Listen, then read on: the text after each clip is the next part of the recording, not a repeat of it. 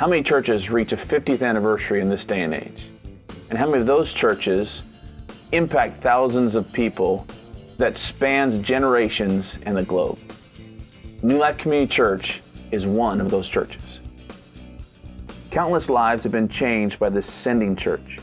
Missionaries, evangelists, pastors, musicians, writers, teachers, and more have all come from and through the doors of New Life Community Church. It all started with an answer to a call by two amazing people. Pastor A.W. and Sister Thomason made plans to come and reach the people of Grant County and Marion, Indiana for 30 days. God's plan was that they would stay here for 30 years. Those 30 years of ministry can all be summed up in one word, and that is evangelism. With vacation Bible schools, crusades, Easter plays, and tent revivals, the church impacted the region, but most notably, their evangelism efforts were noticed with the beginning of a bus ministry. This bus ministry took buses all over the community to pick up kids so that they could attend Sunday morning church. It's too numerous to count how many kids were impacted during those bus ministry years. We will still see adults come by to visit the church who don't live in the area, but were picked up by those buses. As a result of the bus ministry and other evangelism efforts, New Life, then called Westside Assembly of God, grew significantly. Through the years, the building grew from a canvas tent to its current facility size through 7 building programs, including the rebuilding of the present sanctuary after the roof collapsed from a heavy snowfall and ice buildup in January of 1982.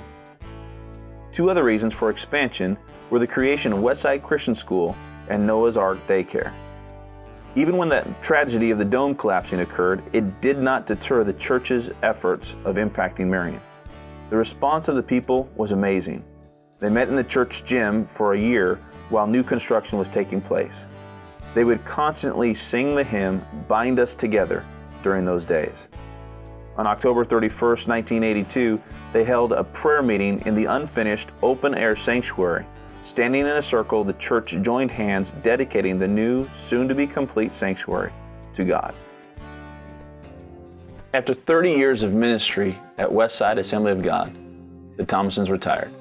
Their 5-week plan of a tent revival had turned into 3 decades of life change and reaching souls here in Marion, Indiana. They had done everything that they thought God had called them to do. Though they would leave, the church would continue under the leadership of Johnny and Betty Garrison, who came in November of 1987. He was a frequent guest at the church before and had been a musical guest as well, and had a charismatic personality and still does today. If you could sum up their time at Westside, you could probably say in one word, it was family. Because of their great ability to connect with people, they were able to create a family-like atmosphere at Westside. That meant a ton of fellowship times. Whether with the church leadership or the entire church body, fellowship was constant.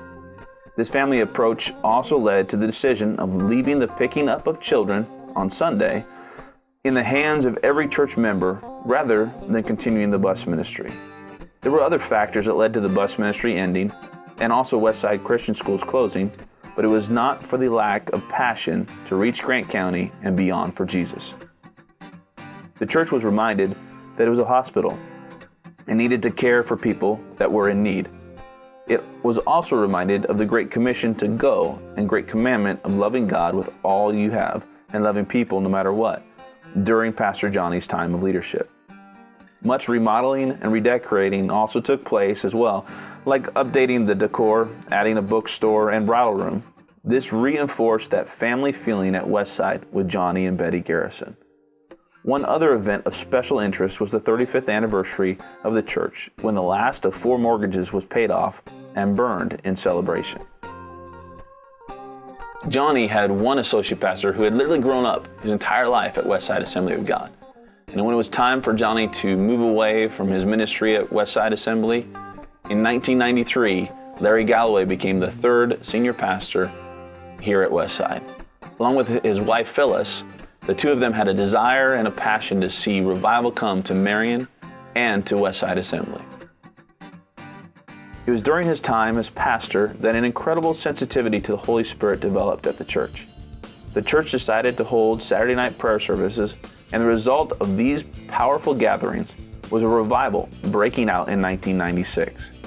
Shortly after, a similar revival that had broken out in 95 in Pensacola, Florida. A little before the revival was taking place across the nation and in Marion, Pastor Larry saw a need to reach the inner city children of Marion. They started reaching back out to the kids and began bringing them into the gym on Sunday mornings. This group quickly grew from 60 kids to 200 children. So the church purchased an old funeral home on 9th and Adams Street in downtown Marion and created Crossroads Ministry, an outreach arm of Westside to the inner city of Marion, first led by Rick Applegate and later led by Ryan McCarty. It grew to 300 kids being reached on a weekly basis. Though Crossroads no longer exists, a ministry to inner city kids continues today under Ryan's leadership as pastor of God's House and founder of the Center for Success in Marion. Those years with Larry Galloway as pastor and that sensitivity to the Holy Spirit were pivotal years at Westside Assembly of God. When it came time for Pastor Larry to move on in 1999, the church took a whole new adventure and a direction with our fourth senior pastor, Chad and Angela Pfeiffer. And with Pastor Chad came change. Change in a way that brought Westside into what God's future plans would be. One of those changes came in 2002 when the church was renamed New Life Community Church. The purpose of that name change was to reflect the need for change in people's lives, a need for new life. It also reflected the reality of where New Life Community Church was located, in the community. With this younger leadership, New Life made a shift into the future, and with this shift came a different focus on small groups, inside and outside of the church, instead of adult Sunday school. A different focus on connecting and relationships with the addition of Cafe Aroma, which provided a Starbucks-like atmosphere and drinks before and after Sunday services. A different focus on church finances with a more detailed administrative approach to the annual budget. And a different focus on outreach by providing community nights at Marion High School, involvement at the City of Marion's First Fridays events, hosting a ladies' tea on Mother's Day weekend, and much more. As the shift continued and change carried on, a change occurred in Pastor Chad's heart. He was sensing the call to take this approach of ministry he had begun at New Life and plant a new church in the Fishers area near Indianapolis. Doing that in 2006, he, Angela, and their family left New Life Community Church in the middle of the changing process.